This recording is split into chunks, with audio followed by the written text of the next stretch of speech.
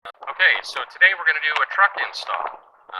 Behind me is a 2017 Ram 1500 cab with a short bed. The truck is approximately 229 inches long, so we're going to use our SUV 2 size cover for this system. We're going to do a truck install, so show you some of the differences between doing a truck install versus our SUV. So the first thing we're going to do is we're going to fold in the mirrors on the truck, and we're going to remove the mast antenna. In this case, this particular truck has a fixed mast antenna. Now, whether it's a truck or a car, if it has a mast antenna, these antennas will unscrew just with the finger tightening, unscrewing, come off like so, and just set it.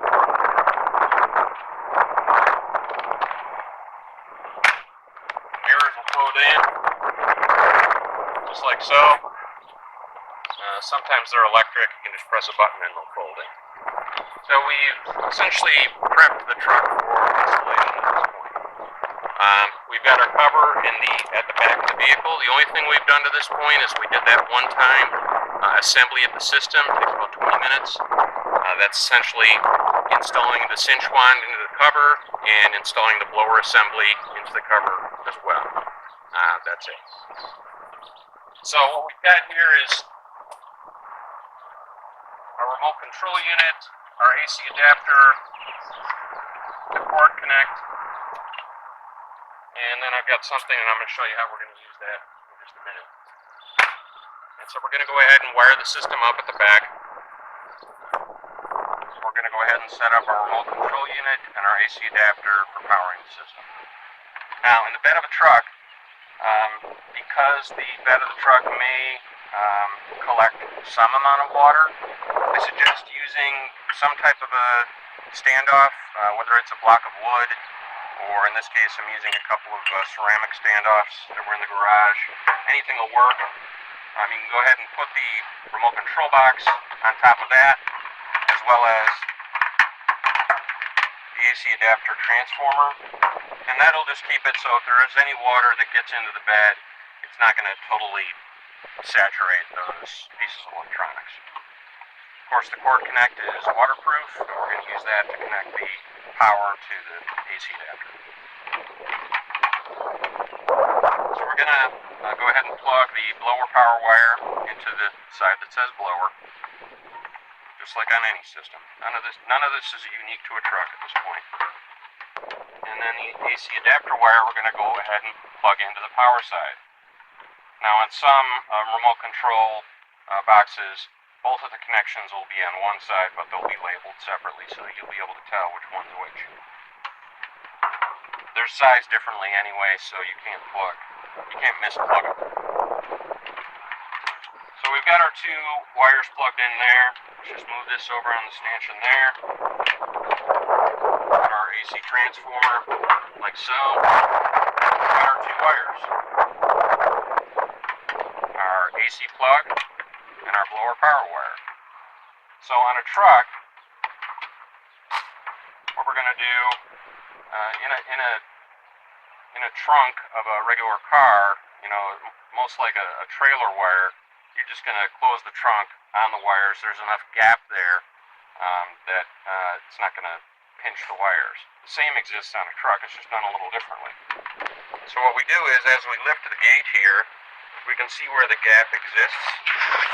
And we're just going to feed the wires through that gap.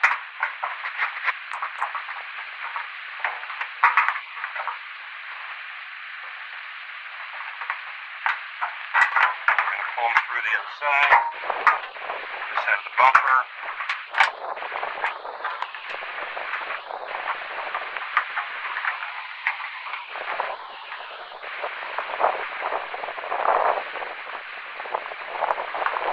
Plenty of gap, and now we can go ahead and close the gate without pinching the wires.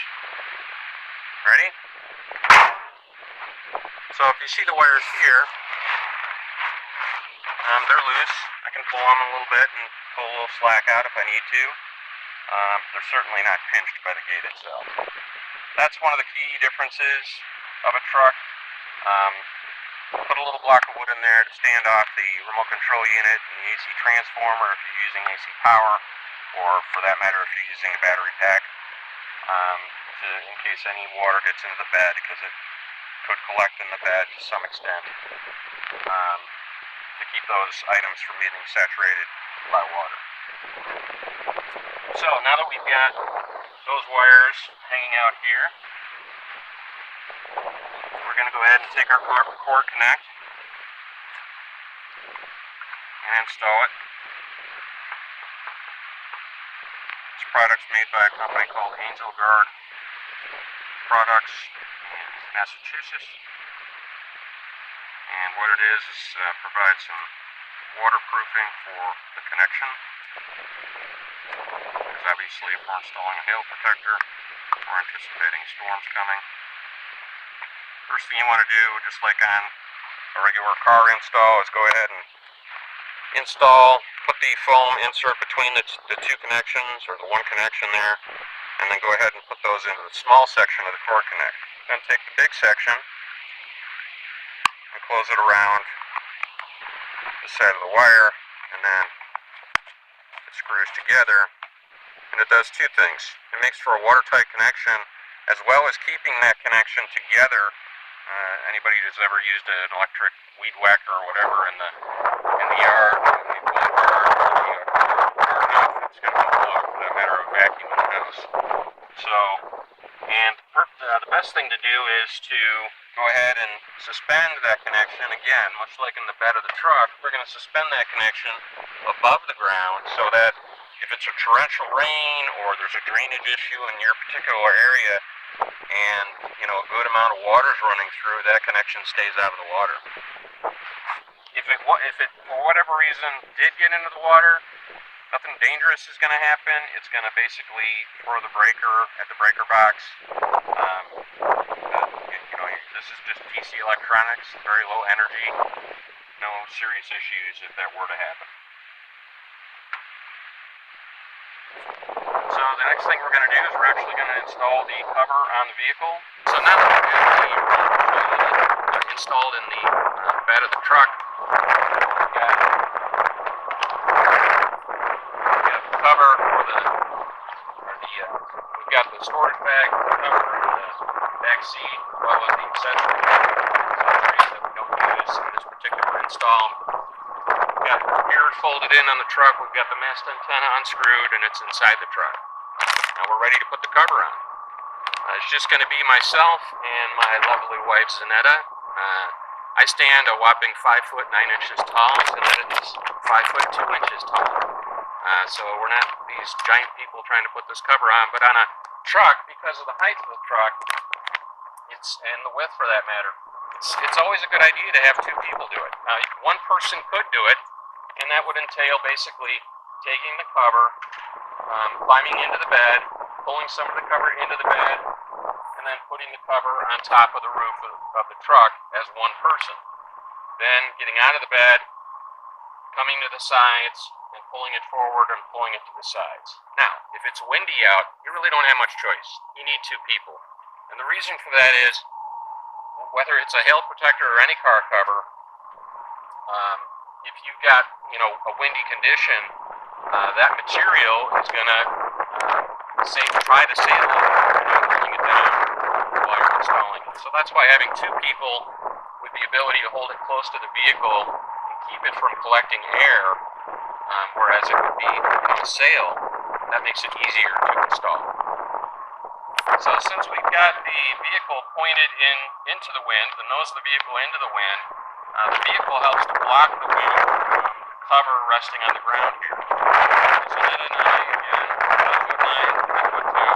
are going to go ahead and install the cover on the truck. We're going to pull it forward, we're going to keep it low as we pull it forward. That way no wind gets collected underneath the cover.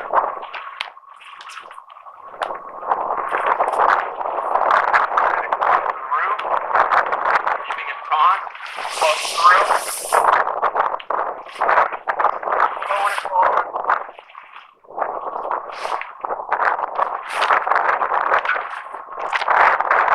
Going to even out the sides.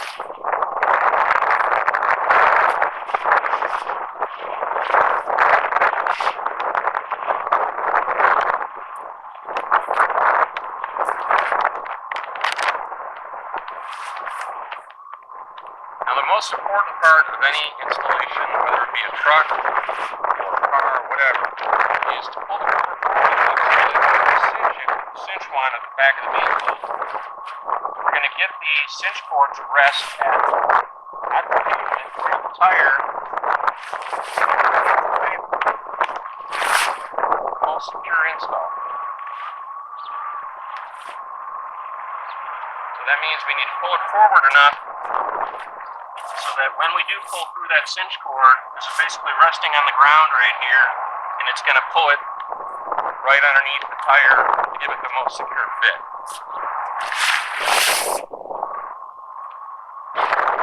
Cover all the way around.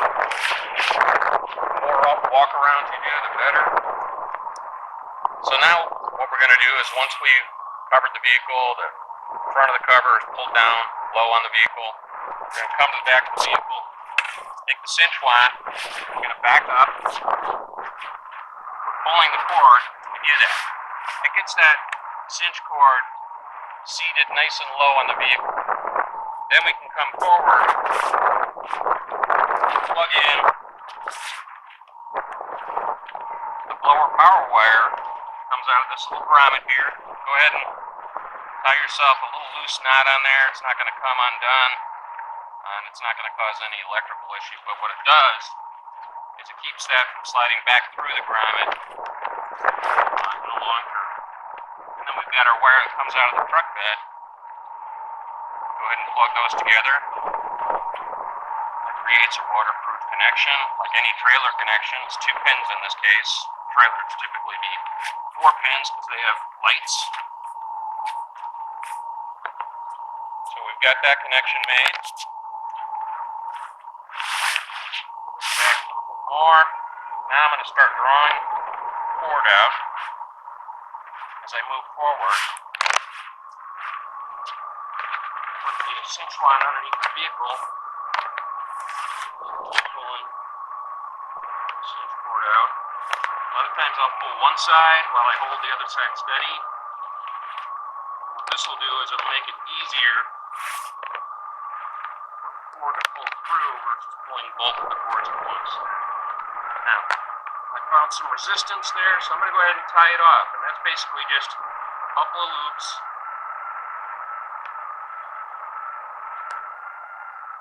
Be a Eagle Scout in order to make it. And so now I've done an initial cinching, okay? I'm not done. Now I'm going to go around the vehicle. I'm going to pull it a little lower. The lower the better, always. Now at the front wheels here, it's pretty low, but more slack needs to come out. Go ahead and pull that down nice there. Come to this side.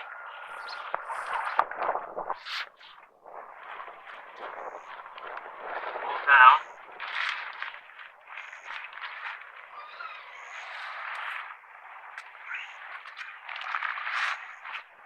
Now on a truck, a lot of times you're not going to be able to necessarily, depending on the size of the truck in relation to the system size, you might not be able to cinch at the bottom of the rear wheels. That's okay. The reason being is this is the back of the truck, this is the back of the rear tire. There's a lot of distance here. So even if I have to cinch at the midpoint of the rear wheel, as long as I've done it tightly, the ability for that much for the cover to come off because we've made it that loose, as long as we've made a tight connection there, the cover's not coming off the vehicle. It's the front wheels that are the most important. So now that we've done that initial cinching, we've gone around the vehicle, we've pulled down the cover a little bit more just to get the best seating of the drawstring at the lowest part of the wheel as possible, especially those front wheels. Have I mentioned the front wheels? Very important. Point the nose of the vehicle into the wind, put that cinch cord at the bottom of the front wheels. The reason being, let's go check this out. Let me show you something. On a truck, we talked about the rear wheel and the distance between the back of the truck bed and the back of the rear wheels. It's a long distance because it's a truck bed. Now, on trucks especially, and large SUVs, the distance between the front of the wheel, right here, I'm going to get to the side here. The distance between the front of the wheel and the front of the bumper is actually pretty short. On some trucks, it's even shorter than this. So if somebody cinches their cover at the midpoint of the front wheel and doesn't get a good tight connection or a good tight tie-up of the cinch cord, if the wind is strong enough, it has the ability to hit the ground, come up, and pull the cover off the vehicle. And that's not good. The straps that we'll talk about in a minute, they don't have the strength to hold the cover on the vehicle. Once this cover comes up, I don't care if you're flying a kite, putting a regular car cover on, or just doing laundry on a clothesline, that wind is going to take that fabric where it wants to go, no matter what.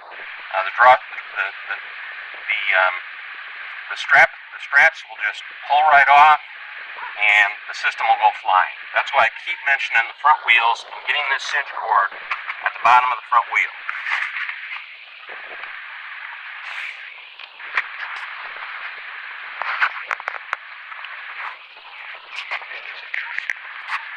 So now we've done that initial cinch, we pulled down the cover a little bit. I'm going to take the cinch wand, I'm going to untie it. I'm going to keep it from pulling back through. And now that I've pulled the cover down in certain areas, I'll be able to pull a little bit more slack out. I've pulled through about another 6 or 8 inches there on one side, another 6 or 8 inches on this side. I'm not using like all my might to get this cord out. You shouldn't do that. If you're getting tremendous resistance, well then the cover is either super tight or it's possibly hung up too soon at the bottom of one wheel. So going around and loosening it out of that where it's caught maybe between the rubber and the pavement. I'm going to go ahead and tie it off again here. Same manner. See, it just takes a couple of loops. There's a separate video that gets a real close-up view of how to do a simple loop knot. I'm going to take another walk around the vehicle.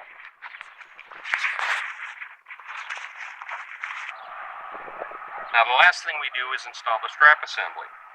Again, I can't stress it enough that all the strap assembly does is keep as the cover inflates, once we activate it, it keeps the midsection of the cover lower on the vehicle for protection, but it does not keep the cover on the vehicle in high winds. The only thing that does that is the cinch cord properly seated and tight around the vehicle. Now we include a tape measure with the system, especially on low-profile vehicles. You can extend the tape measure underneath the vehicle and pull the strap assembly underneath. That way you don't have to get on your hands and knees in order to get the strap assembly under there. In the case of a truck, the ground clearance is so high we can pretty much just throw it to the other side without issue. Just make sure it's good and loose. Give it a good toss.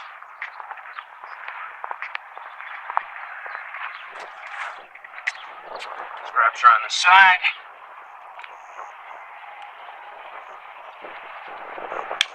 Go ahead and click them in. And these don't have to be ultra tight either. I'm just using very little strength to pull them in.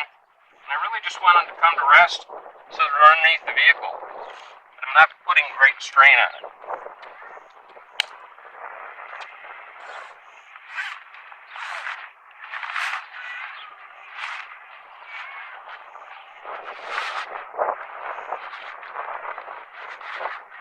That's it.